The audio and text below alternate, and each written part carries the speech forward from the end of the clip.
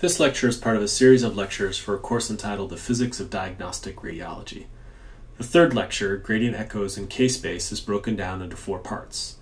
Lecture 3, Part 2, covers gradient echo contrast. The learning objectives for this module include that you should be able to appreciate that gradient echoes produce T1, T2 star, and proton density weighted images. You should understand the role that TE, TR, and flip angle play in modulating gradient echo image contrast. You should be able to identify why short T1s are bright on T1 weighted imaging, and be able to identify why long T2s are bright on T2 weighted imaging. And lastly, you should be able to describe the importance of the Ernst angle to gradient echo imaging. Okay, let's begin the discussion of gradient echoes in contrast. This expression here falls out as a consequence of solving the block equations, which we saw in a previous lecture, under specific conditions, in particular that of free precession. And while the appearance of this expression is not obvious, it's derived in a different class when we come back and revisit this topic in 219. Let's work through the terms a little bit. Here again we're describing the amplitude of the echo, that is the signal intensity for a particular pixel, for example. And we see that we have several terms here. In particular, we can see that the contrast depends on the tissue's proton density, rho. It depends on the tissue T1 in a more complex form than we've seen for the spin echo expression, for example. And also depends in this case on T2 star, and that's in distinction to the T2 dependence that we saw for the spin echo expression. So these are all tissue properties. The image contrast also depends on, or can be adjusted by changing the TR, which actually occurs in 2 different places, the flip angle, which we'll learn about in this lecture more, and also on the echo time, the TE. So there's 3 tissue properties and there's 3 sequence parameters that we control. And this expression just describes the amplitude of the echo, which is effectively the signal intensity. Here we have a series of T2 star weighted gradient echo images obtained with a range of echo times and a fixed TR. The TR is fixed at 200 milliseconds and the echo time ranges from about 5 milliseconds to almost 15, 25, and then 50 milliseconds. And what you'll notice in this series of images is that there's considerable signal attenuation or signal decay, but it's obviously dependent on the underlying tissue type. With short echo times, we see approximately proton density weighted images where the image contrast is relatively flat. And of course, as the echo time is extended, there becomes more and more tissue contrast between different adjacent tissues. Plotted below these images is a plot of the transverse magnetization as a function of time for different tissue compartments, where the T2s here are taken from the paper on the bottom. We find in that paper that the synovial fluid T2 is very long at about 1200 milliseconds, that subcutaneous fat has a T2 of about 165 milliseconds, and muscle has a T2 of about 35 milliseconds. These are all reported at 1.5 Tesla.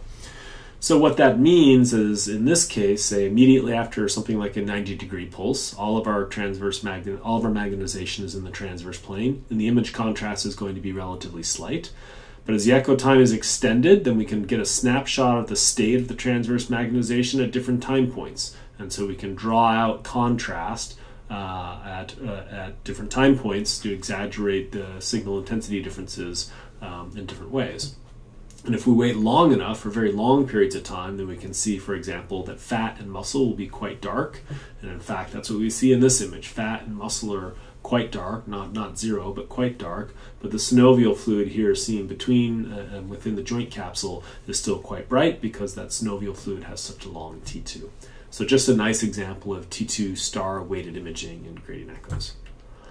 Here's another example. This is actually an image through the shoulder, and we can see on gradient echo imaging with a very short TE, 9 milliseconds. Here we have relatively flat image contrast, but again, this joint fluid seen here has a relatively high signal intensity.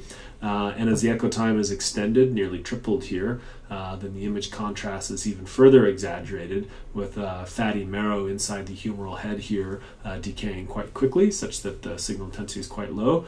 But the synovial fluid has such a long T2 that the signal persists for long periods of time, consequently giving us substantial image contrast at this point in time. So inside the marrow within the bone as well, there's some susceptibility weighting that arises from the iron products that are associated with blood production. And so that gets additionally contributes to the longer or the more signal decay that we see at longer TEs. And the bright fluids are obviously bright, and you should recall that long T2 star is going to be brighter on long TE imaging. So here we can make a comparison of gradient echo parameters and have those stand in distinction to the spin echo parameters for obtaining different forms of image contrast. So again, for gradient echo imaging, we can obtain spin echo or spin density weighted images, T1 weighted images, or T2 star weighted images. And this all accords with the expression we saw just a few slides ago, and in fact is similar in ways to what we would get for the spin echo sequence. So let's take a specific example of spin density weighted images. If we have a short TE, this is going to minimize T2 differences. And we have a long TR, that's going to minimize T1 differences. And if we keep the flip angle relatively small, something we'll talk about here in a second more, that will give us spin density weighted images. And at least in terms of the language we use, is very similar to how we obtain a spin density weighted image using spin echo imaging. We still want a short TE and we still want a long TR. You can work through the other examples to appreciate how image contrast, what are the requirements rather for image contrast in the gradient echo sequence. It's perhaps a little bit more useful to talk about specific parameters, and here you'll see the distinction. If we want spin density weighted images using a gradient echo sequence, our TE needs to be short, and short means less than about 5 milliseconds, and our TR needs to be long. Long here means greater than about 100 milliseconds, and the flip angle should be small, say less than about 10 degrees. How does that compare to the spin echo sequence? Well, we still need a short TE, but a short TE in the spin echo sequence is on the order of maybe 10 to 30 milliseconds. And the TR, a long TR, is quite long, say on the order of 200 milliseconds, or 2 seconds, 2,000 milliseconds. And the flip angle that we use is the conventional 90-180, which is associated with the spin echo formation. So this gives some quantitative numbers behind the sort of qualitative terms we use for describing the requirements for getting spin density T1 weighted or T2 weighted imaging. And again, remember that gradient echo images will give us T2 star weighted image contrast. So here's a quick quiz, right? We have two images, one on the left and one on the right. The one on the question is, which image is a gradient echo image? There's some subtle differences that you can pick out between these two images. The first one I would notice or pick up on is that right-hand image tends to look a little noisier, whether that's the background noise or the noise within tissue types. And then if I looked really, really carefully, I would begin to notice that maybe this image looks a little bit sharper overall, and that's a hint. This image looks a little grainier overall, and not just because of the noise, but just sort of the conspicuity of small features here looks a little bit sharper to my eye. And if I look really carefully, I begin to notice some other things. The patellar tendon here looks relatively bright, or at least brighter than it does on the spin echo image over here. And in particular, if I look at this region right here, I know this is the meniscus for the knee, and the meniscus over here actually has some signal intensity. It's not as dark. And so all of this leads me to believe the right-hand image is the gradient echo image. The gradient echo image tends to be noisier. Gradient echo images tend to be not quite as sharp as spin echo images. And the gradient echo images also have short echo times, and really short echo times allow me to get some positive contrast from things like tendons and meniscus. And so we understand that the gradient echo image is going to be on the right-hand side. These are both good examples of T1 weighted imaging. The spin echo image has higher signal to noise, in part because it has a long TR. And the gradient echo image has a short TE, and so that means the meniscus and tendon is going to be brighter. Okay, so lastly we want to talk about gradient echoes and the underlying flip angle and how we choose it.